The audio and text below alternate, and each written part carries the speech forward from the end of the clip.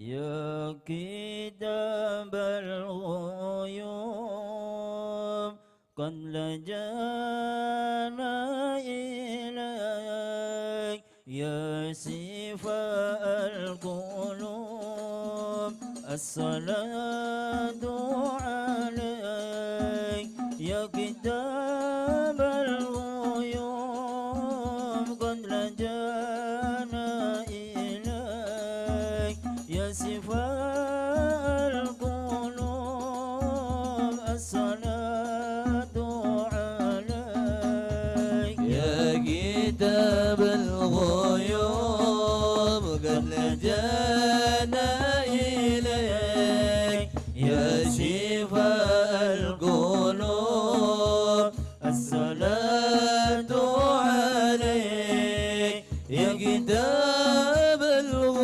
الغيوب قد لجأنا إليك يا شفاء القلوب الصلاة عليك أنت نجل الجلال في نظام الجمال كل هذا النوال فضمير راحتي أنت نجل الجلال في نظام الجمال كل هذا النوال فضمير راحتي يا كتاب الغيوب قد لجأنا إليك يا شفاء القلوب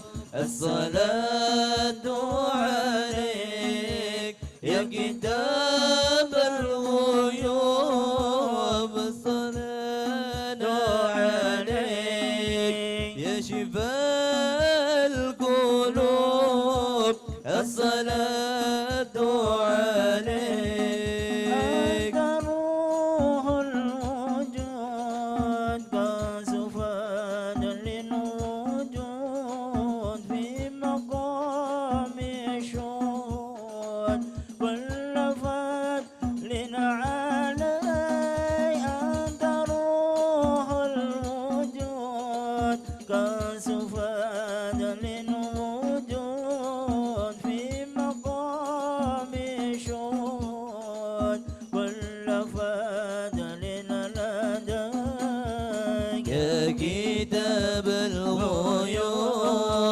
قد لجأنا إليك يا شفاء القلوب الصلاة عليك يا كتاب الغيوب قد لجأنا إليك يا شفاء القلوب الصلاة عليك أنت طه الرسول تاج أهل القبول باعتمادي عليك يا رسول الأنام أنت طه الرسول تاج أهل القبول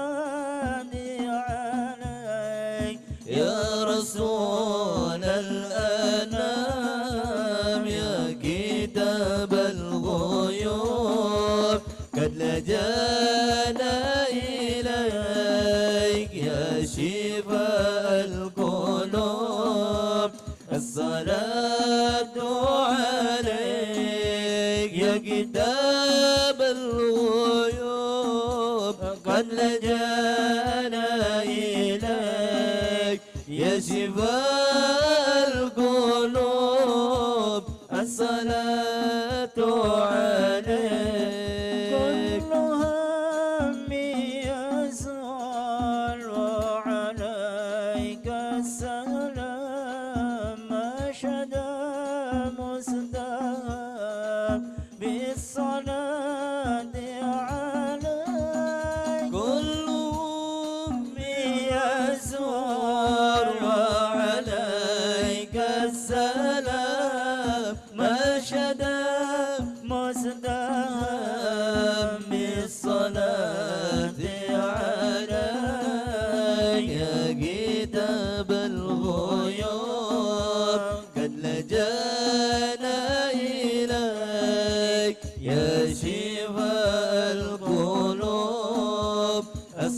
الصلاة عليك يا كتاب الغيوب قد هدانا إليك يا شفاء القلوب الصلاة عليك.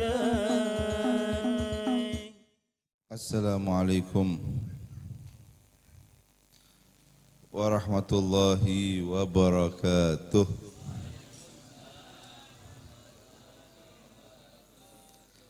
Alhamdulillah. Wassalatu wassalamu ala sayyidina Rasulillah Muhammad bin Abdillah wa alihi wa sahbihi wa man walah wala haula wala quwwata illa billah. Ikhwani rahimakumullah.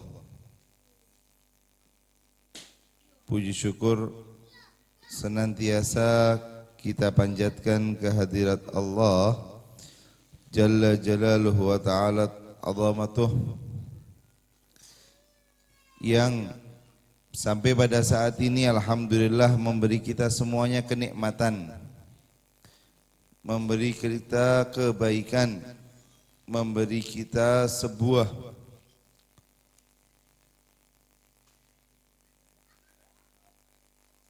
keberkahan insya Allah.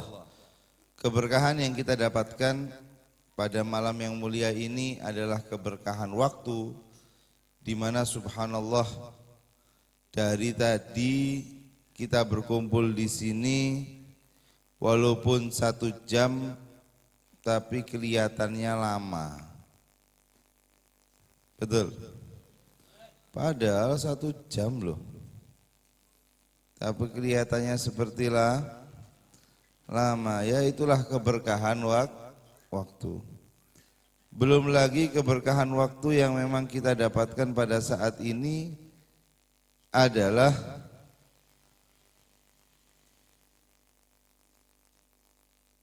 keberkahan perasaan. Perasaan apa? Perasaan tenang. Di mana kita pada saat ini Masya Allah alhamdulillah wa syukrulillah masih dalam keadaan tenang, sehingga kita semua ketika merasa tenang maka kehidupan kita lebih nyaman atau lebih enak dibanding saat kita mungkin di luar majelis. Maka itu ya kawan rahimakumullah, ini sambil ngedunlut kitabnya ini. Ya. Sabar sambil ngedunlut kitab. Kitabnya kemarin kehapus, ini sekarang baru ngedunlut lagi. Baru ingat saya kalau kitabnya ini kehapus kemarin. Apa ada tanda-tanda di dalamnya? Semua kitab yang ada di sini kemarin kehapus. Nah, maka kita pun harusnya pada saat ini banyak bersyukur kepada Allah Subhanahu wa Ta'ala. Kita masih dijadikan sebagai hamba Allah yang baik, ya, yang masih mendapatkan keberkahan, tanda cinta Allah kepada kita. Ya, semoga yang udah dapat cintanya Allah ini, rasa cinta itu nggak kemana-mana. Bu, pengen dicintai Allah? Iya sekarang udah dicintain. Alhamdulillah. Ya, tinggal kita jaga aja. Jangan sampai berlian ini dibuang. Setiap orang yang masih ingat atau ditakdir ingat kepada Allah berarti dia ini seakan-akan punya batu berlian. Punya apa, Bu? Batu berlian. Nah, kok bisa be punya batu berlian? Iya, karena ini harganya mahal ini. Ingat sama Allah, duduk di majelis ini harganya mahal. Bagi orang yang mengetahui gimahnya. Bagi orang yang tahu harganya. Ini batu apa ini? Yang saya punya ini. Tahu batu apa ini? Apa ini? Blue safir. Blue itu biru, ini hijau. Ini jamrud. Nah, tapi kalau dikasih ke anak kecil itu kira-kira paham dah ini? Gak bakal paham. Nah, hadirnya kita di majelis yang seperti ini mungkin kita sebagai orang awam ya wis hadir tapi orang-orang yang luar biasa, orang-orang yang sudah paham apa isinya majelis ini gitu loh. Apakah ada manusia aja? Enggak. Apakah ada dohir yang dohir aja? Enggak. Kita ya sebagai orang awam memang pahamnya di sini ada apa? Ada majelis ya, ada sholawat, ada ilmu, ada air putih. Tidak tahu hari ini ada jamuan apa enggak, sebelah situ biasanya. Ibu-ibu di sebelah sana mesti nyiap-nyiap ya. Itu tok mungkin yang kita tahu gitu loh. Yang dohir aja. Tapi ahlul hakikah mereka itu datang ke majelis rasanya beda. Rasanya beda sehingga ya itu tadi mereka tahu kalau ini batu jamrud gitu. Sehingga betul-betul memperlakukan batu jamrud seperti batu jamrud. Kita kadang-kadang nggak paham isinya majelis ini apa sih? Pokoknya hadir belah. Oleh selain dapat ilmu itu kita dapat banyak hal Bu, Pak, adik-adikku sekalian. Selain kita itu dapat ilmu, kita ini banyak hal yang kita dapatkan.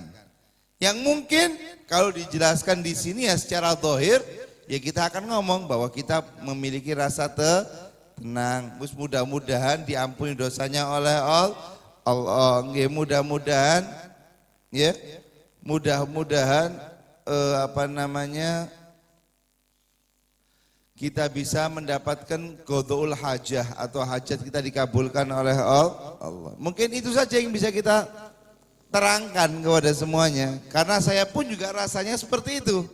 Tapi orang yang mengetahui apa hakikat daripada majlis, maka dia akan memperlakukan majlis ini ya seperti majlis yang luar biasa. Makanya itu mudah-mudahanlah insya Allah sedikit demi sedikit terungkap ya untuk diri kita bagaimana harga majlis itu sendiri. Semoga kita istiqomah. Ya. Pak, kalau antum nemu batu jamrud kira-kira buahnya ini? Ya banyak. Antum ambil semua atau antum bagi-bagi? Buahnya ini satu apa? Satu kampung ini. Berapa karung kira-kira batu jamrud segitu? Iya, mesti antum bagi-bagi. Begitu juga majelis. Saat antum tahu nanti apa hakikat daripada majelis ini, nanti antum akan banyak bawa orang nanti. Ayo hadir majelis, ayo hadir majelis. Seperti itu. Ya mudah-mudahan tersingkap insya Allah. Ya jadi kita enggak seperti orang yang dohir aja. Ya, yang penting datang ke majelis, pulang, perut ke ini majelis Tegal Urung kayak gitu itu. Semuanya ngerasain, masya Allah. Sallallahu alaihi Muhammad. Mudah-mudahan diberi istiqomah. Mudah-mudahan diberi kelancaran insya Allah. Amin. Ya karena kita sudah kedunlut, kita akan baca kitab sekarang.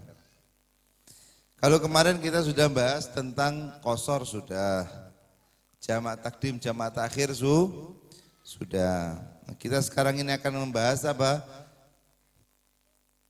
Fi man tajibu alaihil jum'ah. Wajib Jumatan itu diwajibkan kepada siapa? Bu, ibu-ibu apa bapak-bapak? Tapi yang suruh-suruh nyuruh siapa? Kayak yang wajib itu bapaknya kadang-kadang betul Pak? Masya. Padahal yang wajib lah, yang semangat ya tah. Masya Allah. Diwajibkan kepada siapa sih Bib Jumatan ini? Jumatan ini diwajibkan yang pertama kepada orang muslim. Orang kafir enggak wajib Jumat, tapi dia wajib masuk Islam dulu baru wajib Jumatan. Orang kafir mau hadir Jumatan beb sah beb gak sah. Karena dia harus syahadat dulu baru bisa diterima amal fadilahnya. Yang kedua, mukallaf.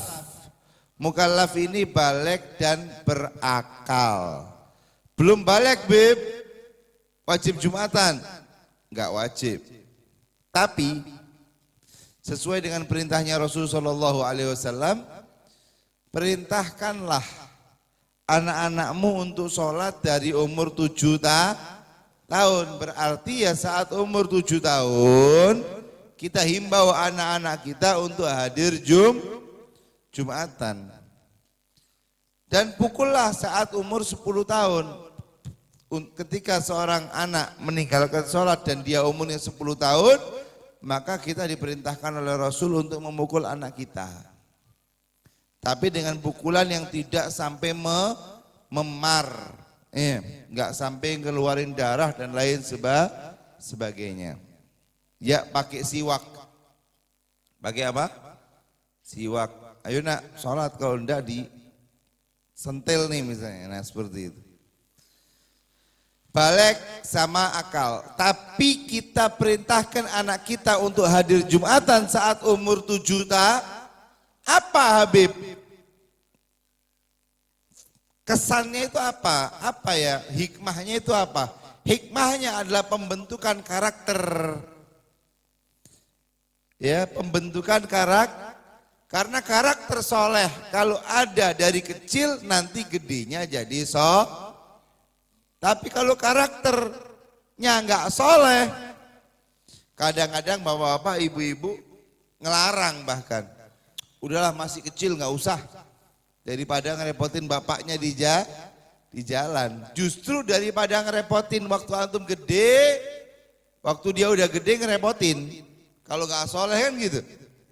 Kayak gini nih bagus nih, anak diajak ke majelis ya. Supaya karakter kesolehannya muncul dari kecil. Jangan sampai kita ngomong, orang tua ngomong, ya udahlah nanti aja kalau gede diajak. Pasti kecil maja, jangan.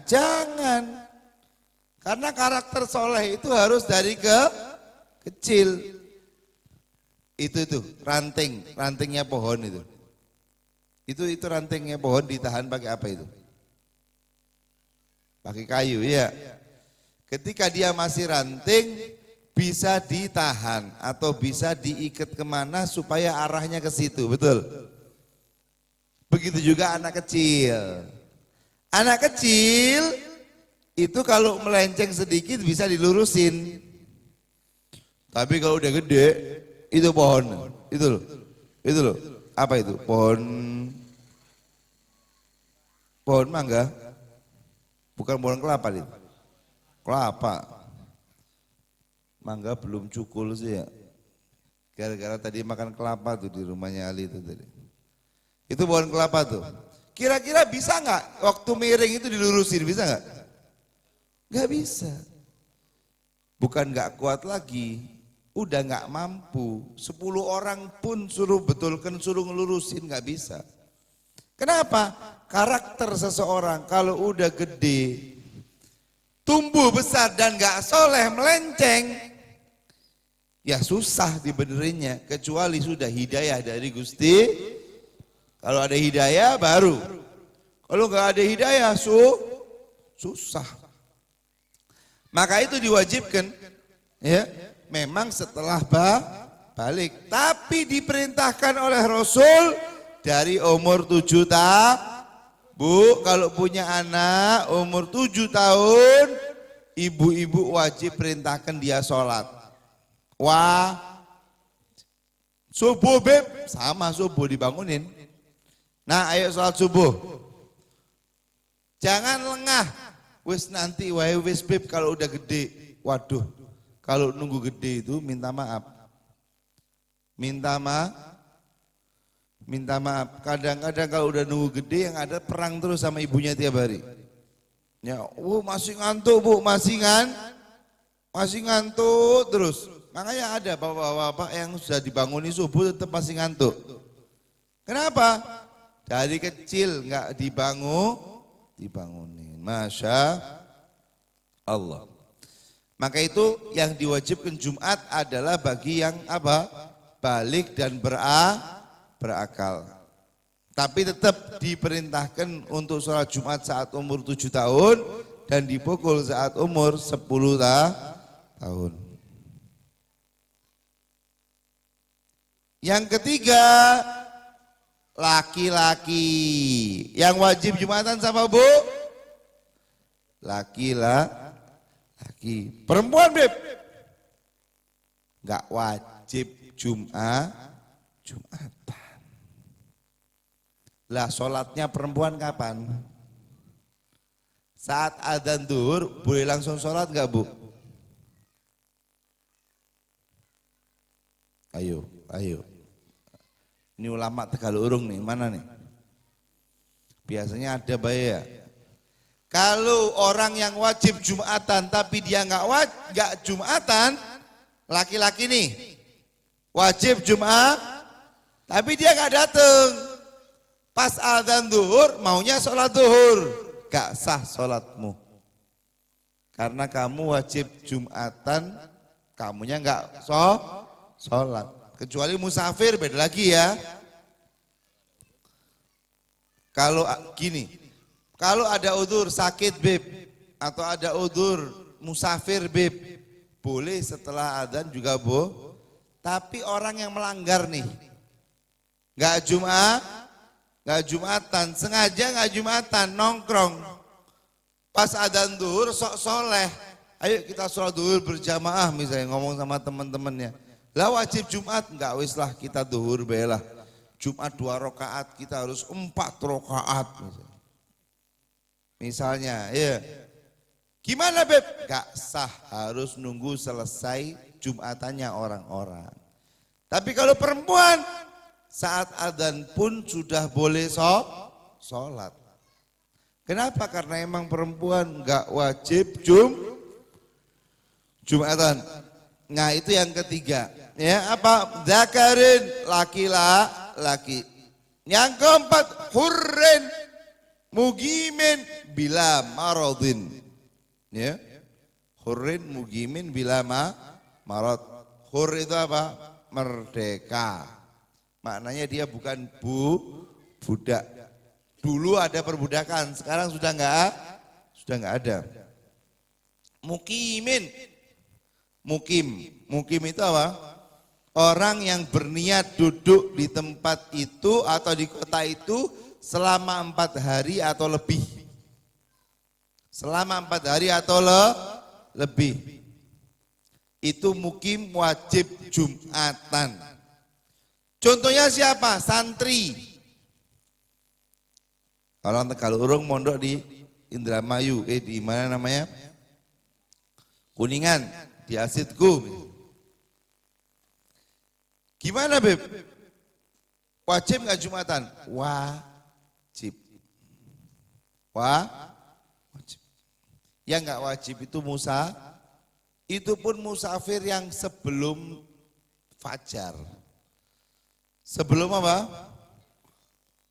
Tapi kalau sudah fajar, tidak boleh. Kecuali orang tersebut memang bisa melaksanakan Jumat di jalan. Jadi makanya kalau safar jangan hari Jumat. Safar itu hari Kamis. Kalau bisa hari Kamis. Ya. Supaya apa Beb? Supaya kita tadi itu memang benar-benar ya nggak wajib Jumatan. Lakar musafir. Iya, maka itu Bu, Pak, ya. Mukim. Tapi Beb itu masuk hitungan nggak Beb? Kadang hitungannya Jumatan itu berapa? Berapa orang hitungannya orang Jumatan? 40 orang. 40 orang. 40. Itu orang mukim masuk nggak Beb? Nggak masuk. Yang masuk penduduk asli. Tapi makanya anak bingung, kalau di rest area itu siapa yang mustautin itu? Hah? Kalau di rest area itu siapa yang orang aslinya itu? Karena yang dihitung 40 itu orang maksudnya orang asli ini ya udah KTP-nya situlah. Dia memang tidak ingin musafir kecuali ada hajat, itu aja. Enggak lebih dari itu. Berarti Beb orang musafir Jumatan kehitung enggak dari 40? Enggak kehitung. Orang mukim Beb, santri Beb, enggak kehitung. Yang kehitung adalah yang KTP-nya di situ. Yang KTP-nya di situ itu namanya mustautin. Iya kayak saya ini KTP sudah kuningan. Kalau saya ke Jawa Timur, musafir. Kalau di Kuningan ya tempat tinggal saya. Iya, tempat tinggal saya. Gimana Beb? Ya kalau di Kuningan saya sudah dianggap orang yang memang menghadiri Jumat. Kenapa? Karena saya terhitung 40. Iya. Terhitung 40. Tapi kalau orang yang enggak sampai 40, nah kalau di rest area itu gimana Bib? Tidak paham saya, pakai mazhab yang mana? Apakah mazhab yang sebetulnya orang dalam Jumatan itu jumlahnya memang ada 14 pendapat. Ada yang mengatakan 8 sudah boleh buat Jumat. Ada yang mengatakan 12 disebutkan dalam kitab Baijuri. Itu saya ambil pendapat itu saat corona kemarin. Kan di mana-mana nggak wajib Jumatan. Nggak wajib, dilarang Jumatan. Lah saya punya inisiatif. Lah kalau nggak wajib Jumatan, waduh ini orang-orang komplek tambah kenakan nih gitu loh. Akhirnya saya adakan Jumatan di musola komplek.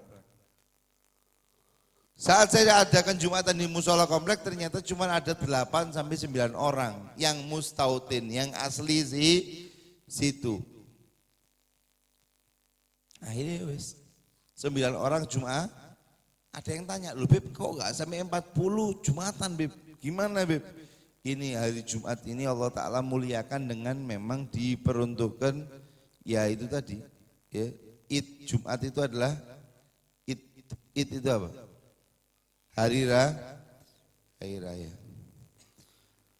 Wes intinya orang hadir Jumatan tadi itu betul-betul seperti hari raya. Daripada orang tadi ini ninggalkan Jumat dan hanya jadi itu, saya ambil pendapat yang agak meringankan. Cukup 8 orang. Ya cukup 8 orang sudah kita Jumatan. Supaya apa ya? Supaya benar-benar merasakan bahwa ini hari Jumat. Ya. Bila marot dengan tanpa adanya penyakit. Kalau ada penyakit ya enggak wajib Jumatan. Tapi sakit yang benar-benar sakit. Ya. Jangan pusing sedikit langsung apa? Pusing sedikit langsung enggak Jumatan, enggak datang. Lah ini yang salah ini. Ya. Yang sakitnya gimana Beb? Yang sekiranya antum enggak mampu untuk berjalan, enggak mampu untuk melaksanakan Jumat, maka antum wajib apa? Maka antum boleh untuk enggak hadir Jumatan. Tapi kalau sakit ya wis mending pengobatan. Seperti itu. Hah? Ya wajib, kalau zuhur itu wajib. Ya. Enggak Jumatan Bib karena sakit, wajib zuhur enggak? Wajib. Karena sholat itu tidak boleh diganggu gugat. Sholat Jumatan itu enggak bisa diganggu gugat. Sholat itu secara itu enggak bisa diganggu gugat. Ya, kalau emang dia a'udzubillahi minasyaitonirrajim. Kalau emang dia enggak berangkat, zuhurnya jangan sampai ditinggal. Udah nggak berangkat Jumatan, ya wis lah during kayak baik. Double nanti ini dosanya ya. Naudzubillahi min dalik bila marot dengan tanpa adanya penyakit ya. Nah itu kesimpulannya adalah satu ya, wajib Jumatan itu bagi orang dua balik dan akal, tapi tetap kita diperintahkan anak-anak kita ya saat umur 7 untuk hadir Jumatan. Kemudian laki-laki, kalau perempuan enggak dihitung 40. Ketiga, keempat adalah merdeka, bukan budak. Yang kelima atau yang ketujuh adalah mukim, ya mukim. Yang ketujuh adalah mukim. 1, 2, 3, 4, 5. Yang kelima adalah mukim. Mukim ini ya orang yang tinggal di suatu daerah berniat menetap di situ lebih daripada 4 hari, itu namanya mukim. Sampean datang ke Kuningan, seminggu di sana, berarti antum mukim di wajib Jumatan wajib. Ini wajib Jumatan wajib, Masya Allah. Maka itu ya mudah-mudahan kita istiqomah insyaallah. Amin ya rabbal alamin.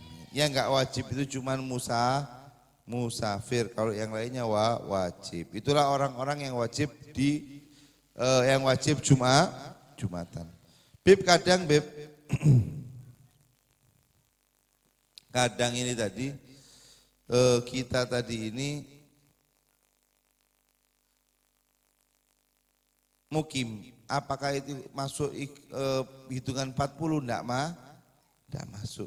Yang masuk hitungan 40 siapa sih Bib? Ya itu tadi. Muslim, ya, Muslim, laki-laki, mukallaf, balik dan akil. Yang keempat adalah hur, ya. Yang keempat adalah merdeka. Yang kelima berarti apa? Mukim. Kalau mukim tidak bisa masuk 40. Wajib Jumatan wajib, tapi tetap nggak masuk hitungan 40. Makanya soal di rest area saya bingung, sah apa enggak. Tapi ketika ada pendapat-pendapat yang memang memudahkan, ya maka saya bilang ikuti pendapat ini aja. Ya ikuti pendapat itu aja. Yang namanya mustautin nggak sampai 40 boleh Jumatan seperti itu. Ikhwani rahimakumullah. Nah, itu tadi pelajaran fikih ya. Jadi yang termasuk 40 adalah muslim, zakar laki-laki, hur merdeka, kemudian apa? Mukim tapi enggak masuk 40 kalau mukim, mustautin. Bahasa Arab itu mustautin, memang tinggal di situ dan enggak mau keluar kecuali ada hajat. Itu wajib sekali. Ya. Wajib sekali. Dan insya Allah mudah-mudahan kita berkah, insya Allah paham ya. Insya Allah. Nah kita sudah paham itu, nanti sebelum kita buka tanya jawab, kita akan baca sedikit daripada Nasaihud Dini, Risalatul Mu'awanah. Nah, sampai kita di pasal apa Habib?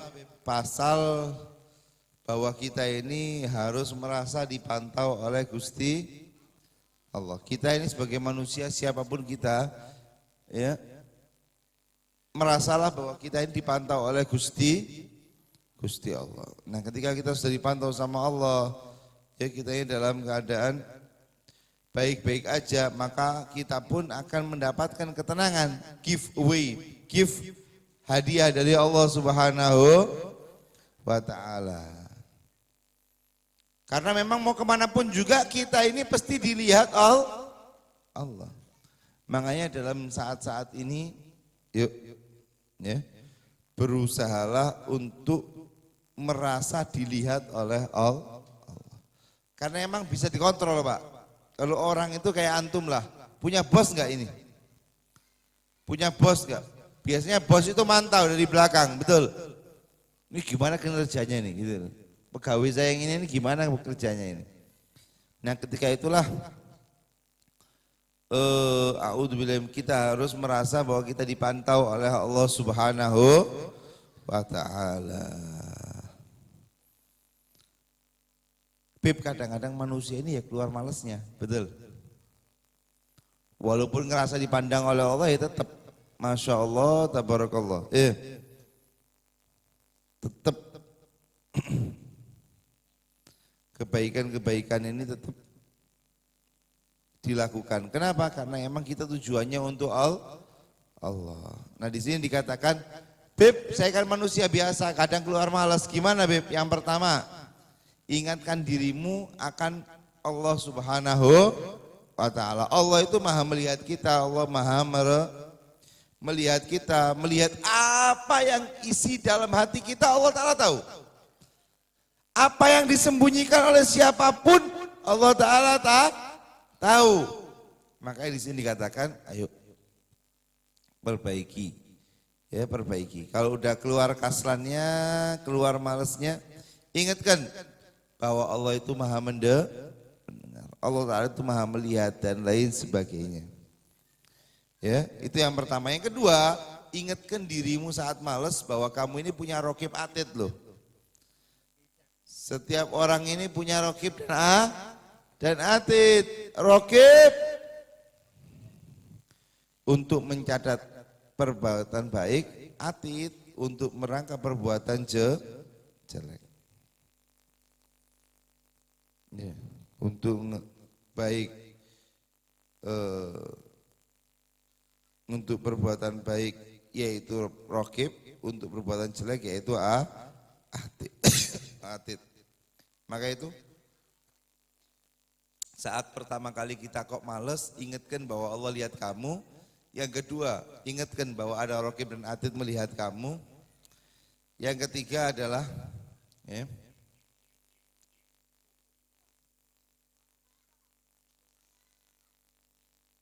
yang keempat itu ya, ingat mati supaya kita merasa bisa berbuat baik. Itu apa? Ingat mati. Dan mati ini datangnya tiba-tiba. Iya, Habib Sulhan rahimahullah, Habib Ridho, ya, tiba-tiba udah berapa ratus hari itu. Sudah kemarin 100 harinya, Masya Allah. Nah kalau subhanallah nggak masuk Beb, Surabaya dulu nggak masuk Beb. Nggak masuk. Ya nggak masuk Beb. Pokoknya mati tetap mati, majelis tetap majelis. Yang akhirnya ujung-ujungnya ya udah. Saya ujung-ujungnya kalau udah diingeti dengan kematian ini nggak bisa, ya ujungnya adalah ingat baik-baik, saat kamu berbuat baik dapat pahala, saat kamu berbuat jelek dapat Jadi ini 4 saat kita melihat diri kita ini malas. Apa Habib? Yang pertama, ingat Allah lihat kamu, ingat Allah dengar kamu. Ya, yang kedua, ingatkan bahwa ada raqib Yang ketiga,